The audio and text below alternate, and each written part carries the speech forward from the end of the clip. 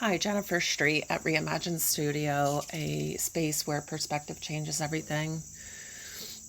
You might hear the hummingbirds racing around out here today. I have 3 of them that are fighting for food and darting around and just acting insane. Anyway, what is on my mind this morning is I want to talk about my relationship with my mom. So my mom came and saw me, I don't know, maybe a week ago, 10 days ago, I'm not even sure. And this had been after 9 months of silence. Like literally Christmas went by, New Year's, the separation between my husband and I, my son's birthday, and absolutely no contact with my mom, my stepdad, or my half-brother. And this is not unusual for my family. When I don't perform, what happens in my family is I get the silent treatment and I get shut out. And this is how I grew up my entire life, just basically not really understanding what I did wrong. And so what I have come to recognize is when there is silence, that feels super threatening to me. And, there has to be chaos. There has to be, something going on. I can't just sit in this void. And I knew on some level that new boundaries needed to be placed with my mom and my stepdad. Like, I was always taking care of my family, even as a child. I remember looking at my parents and being a little person and thinking, these people don't know what the hell they're doing.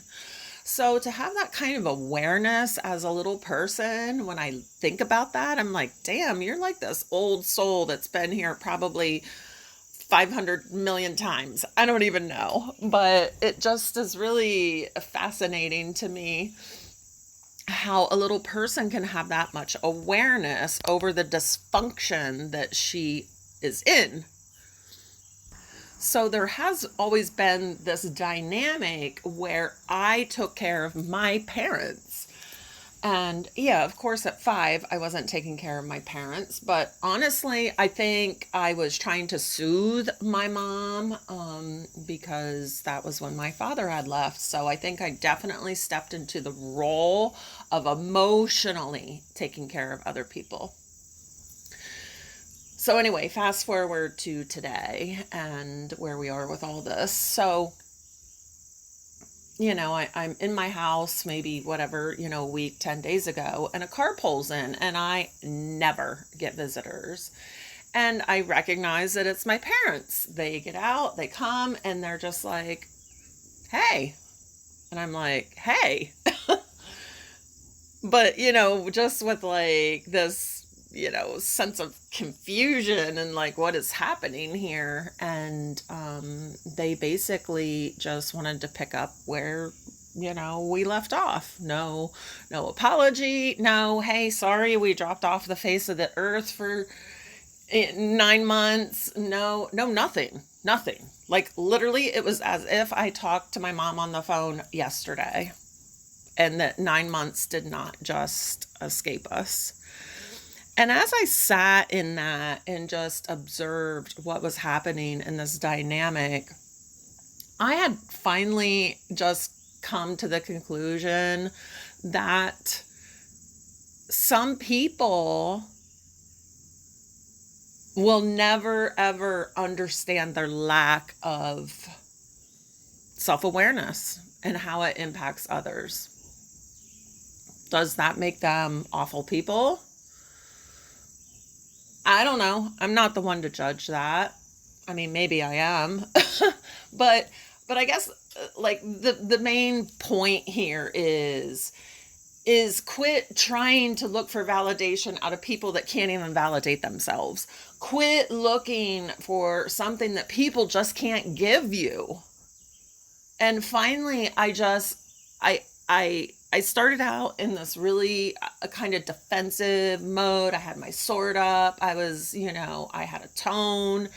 And, because they're like, what have you been doing? And I'm like, well, and it was like, I'm getting divorced. I'm doing this. I'm doing that. Like, and just, in a really impatient, snobby sort of way.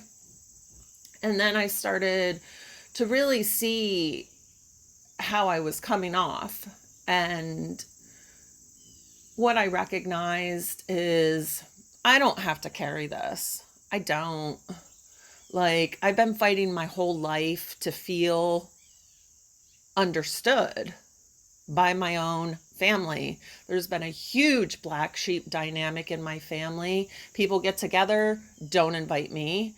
People, like, I've had people on their deathbeds and I'm have been unaware. My aunt, who died at 4:20 in the morning. Love you, Aunt Shell, 4:20. Like, that is not random. Like, she was like my mother to me, and she was 12 years older than me. And we almost kind of had like a sister dynamic, more so than aunt and niece dynamic. But these are the deeply painful things that have occurred in my family. Everybody knows but Jennifer. And I've tried to understand why. And what I recognize is there is a little bit of a patterning that has to do with inherited family trauma. And that would be around my father. So when there are dynamics where somebody entered the family system, but then they fell out of the family system, oftentimes somebody within the family system is sacrificed as the black sheep. This work has been proven, and it didn't start with me work with Mark Wolynn.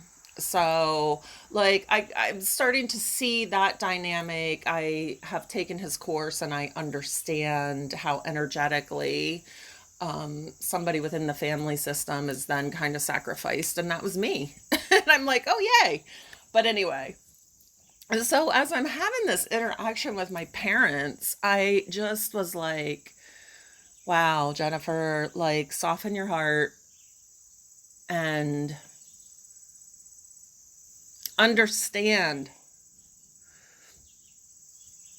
that these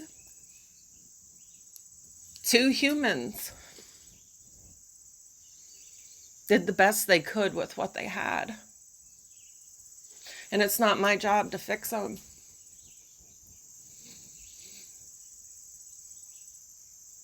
Now, that doesn't, negate the pain that I have endured.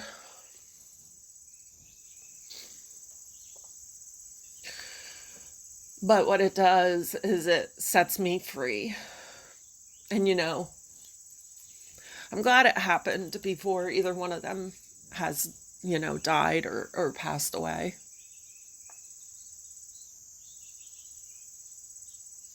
So I'm here to challenge you to think about, where are you continually holding a sword up to people that just cannot, they don't have the capacity to do any better? Where are you harming yourself?